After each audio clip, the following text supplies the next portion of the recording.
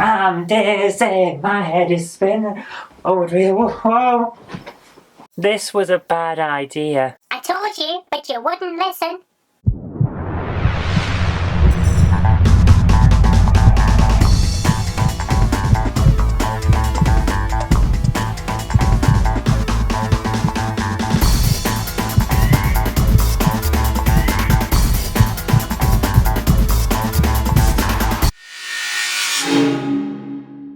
Dizzy is one of those series that became iconic in the 8-bit era. If you owned a computer in the 80s, you either played Dizzy or you knew someone who played Dizzy. The egg with the hat was everywhere in gaming. It's a wonder that he didn't get his own spin-off TV show or line of toys. Today we're looking at Treasure Island Dizzy, the first sequel to the original game. This is the game that got me into Dizzy, as I'm sure it did for an awful lot of people, because the original game was something of a slow burner, but this one was a certain hit. I first played it on my cousin's Rubber Key Spectrum, and we were both hooked. I wanted my own copy, but I couldn't find one, so I ended up getting the third game, Fantasy World Dizzy. We played that one a lot too.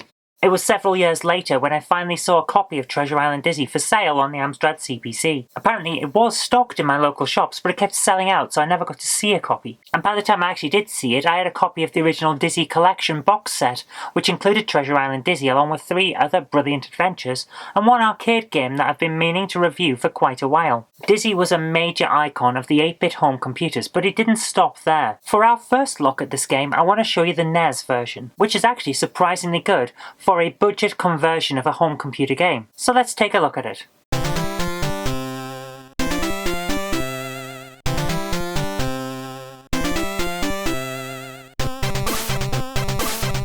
The first thing you'll notice is that it's a bright, wonderfully cartoony game with great music. It's the original soundtrack pumped through the Nintendo's rather impressive sound chip, and it sounds great. The animation is decent, and the game feels like it's in the right aspect ratio, which is not always the case for ports of Dizzy, as we saw in the Amiga version of Prince of the Oak Folk, where the whole game world feels like it's been stretched out to fit the larger screen of the 16-bit system. I really enjoyed playing this version of the game. It's bright, it's responsive, and they've managed to fix the most egregious problem from the home computer versions, namely that when you pick up a coin, the game doesn't scroll your inventory anymore. This is a huge deal, especially when you're collecting coins underwater and you have to keep hold of your snorkel, otherwise you'll drown.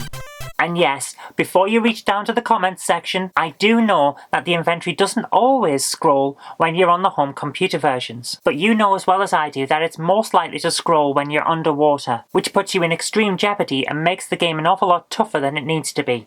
Speaking of the underwater areas, there seem to be some new rooms in the NES version. I've never encountered this pit in the CPC or Spectrum versions before, so I was wholly unprepared when I ventured into it, armed only with my trusty snorkel. I'm assuming you need an item to be able to leave the room, but since I didn't have it, the only way out was to drop the snorkel and drown. And that brings me to the major gripe I have with this game. You only get one life. If you screw up, if you get caught by any of the enemies, or anything like that, if you die in this game, you're flung straight back to the main menu and you've got to start right from the beginning. Now, some of us aren't super gaming person. We need more of a chance if we're going to get through these things. So couldn't we have had more than one life? Not without changing the whole game, no. It's a problem with the snorkel, you see.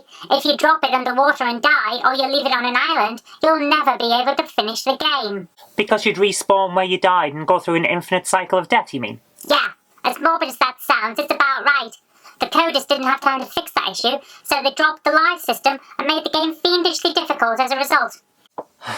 Oh well, it would have been nice to be able to respawn on the nearest safe area you'd already visited, but I suppose that would mean an awful lot more tracking code. And it also wouldn't solve the leaving the snorkel underwater problem. So as fixes go, I suppose only having one life isn't essentially game breaking, but maybe making it impossible to drop the snorkel would have been an option?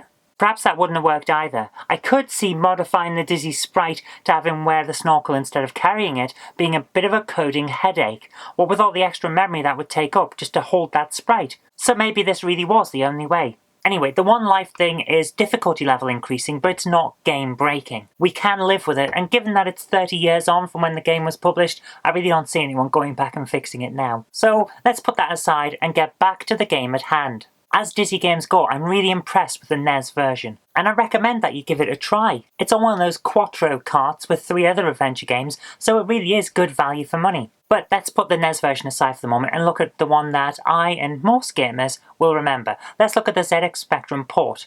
And yes, I do mean port. I don't care how many times it's claimed online that the Spectrum version is the original, it's not. Dizzy and Treasure Island Dizzy were coded first on the Amstrad CPC, a CPC 6128 to be specific, because it had a disk drive and that made loading and saving the code quicker. So suck it up, Specky fans, the Amstrad got here first. Okay, now that little gripe is out of the way, how does the Spectrum version hold up? Really, really well, as you would expect. Dizzy is right at home on the Spectrum and always was. This old computer is well suited to games like this, and the speed the Specky can throw the graphics around means the game runs incredibly well. Now okay, sure, there's the usual colour clash problem, and it's evident from the first screen, but let me ask you this, and I want you to answer honestly. Does the colour clash actually detract from the game? In my view, no. And what's more, it never did. When I played this at my cousin's house, we loved it. It never mattered to us that when Dizzy walks past parts of the background, it changes colour. It didn't matter that parts of the background mixed colours with parts of the foreground. And okay, sure, that sometimes made things difficult to see, but the fact is, that sometimes happened on the Amstrad as well, because limited colours and limited resolutions sometimes mean things will blend into one another, and we just got on with it. In all honesty, putting aside the one life issue, I think the only thing that this game has going against it is the colour clash, and when it's something that minor, you're on for a winner. So, while we're here on the Spectrum, let's address one Spectrum-targeted item in the game, the Sinclair Abuser magazine. Now, I've heard a lot of talk about this little item over the years. Apparently, Codemasters were having a long-standing feud with Sinclair User magazine over this, that and the other. I recall a lot of hard feelings over Codemasters' wild claims on their inlays, for example. So the Oliver twins, or whoever put this item into the game, decided to poke fun at the feud. What's the Sinclair Abuser magazine for? Well, you dump it in the sea for extra points, thus preempting the Get in the Sea meme by 3 decades. And that's all there is to it. It's pretty petty if you ask me. So once that's done, we can get down to the game proper. Grab the snorkel, it's in the same place in all versions of the game, which is useful, and head into the sea. Cross over to where you find an item on a shipwreck. Here on the Spectrum it's a spade, but on the NES it was a crowbar. And then you use it on an item plugging a hole in the floor on the next screen over. On the NES, the crowbar moves a rock and reveals a hole in the floor, which leads to where we got stuck and had to drown in order to get back out to the title screen. On the Spectrum, the spade opens an air pocket and allows us to float up to get back out of the water. Very useful, I think you'll agree. So we get out of the water and onto the second island, where we can find a lot of useful items, and also meet the shopkeeper. This is where we discover the proper goal of the game. Find something valuable, so the shopkeeper will give us a boat and we can escape the island.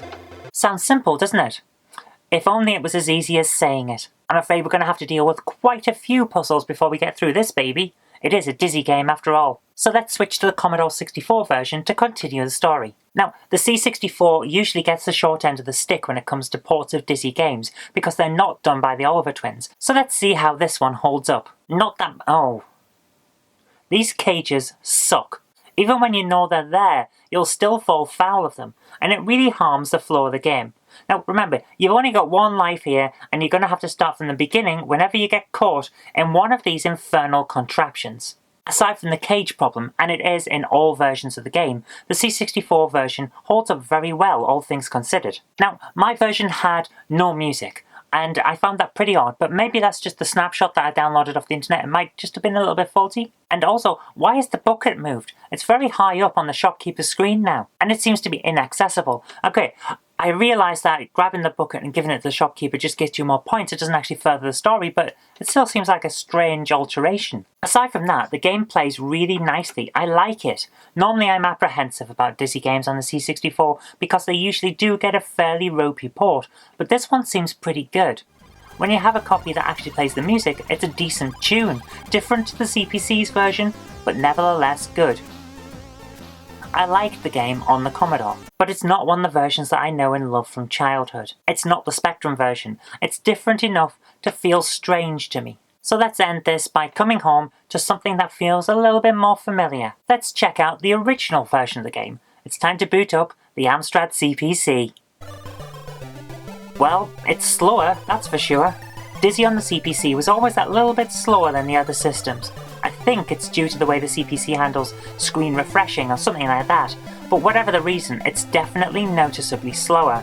And it's a real shame because the CPC is a great system, and it's little things like that which give it a bad name. The game itself is still fantastic. It plays well, although I would argue that it still has the same hitbox problem as ever, and not how I didn't touch that octopus but still died from it because the computer decided that I'd hit it. But aside from that, I actually really like the game on the CPC.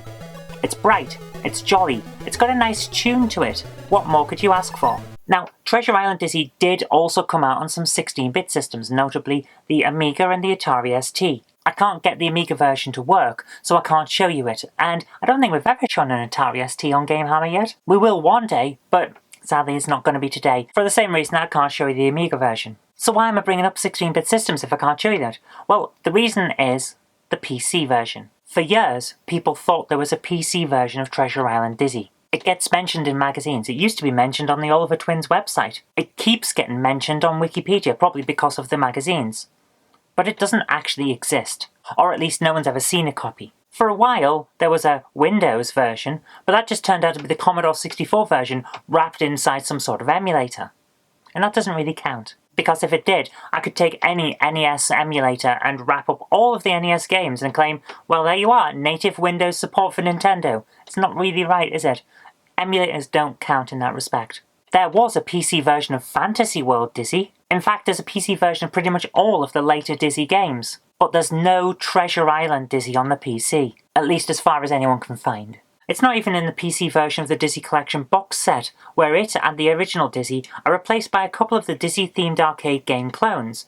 I just wanted to lay that issue to rest. Okay, now that's dealt with, what's the game about anyway? Well, we've covered a little bit already, but let's get down to the nitty-gritty. According to the box art, Dizzy is made to walk the plank, and the loading screen finds him adrift at sea. He washes up on the shore of a seemingly deserted island and needs to make his way home. He does this by solving a load of reasonably simple puzzles, especially by the standards of some of the later games in the series, that allow him to access a second nearby island. As I mentioned earlier, there he meets a shopkeeper, who will trade valuable items for a boat that can get him home. But there's just one problem here. The shopkeeper knows a desperate sucker when he sees one, and he'll only trade you what you need, piece by piece. It takes 4 items to get to safety because the shopkeeper is happy to trade you a boat, but it's just the boat. You'll also need the outboard motor. Oh, did you want that motor to work? You'll need some petrol. Well, now you've got the petrol, did you want the motor to turn on? You'll need the ignition key too. Who sells a motor without a key? That's nickel and dime territory right there. This guy knows Dizzy is really desperate to get home, and he's taking him for everything he can. What a scumbag.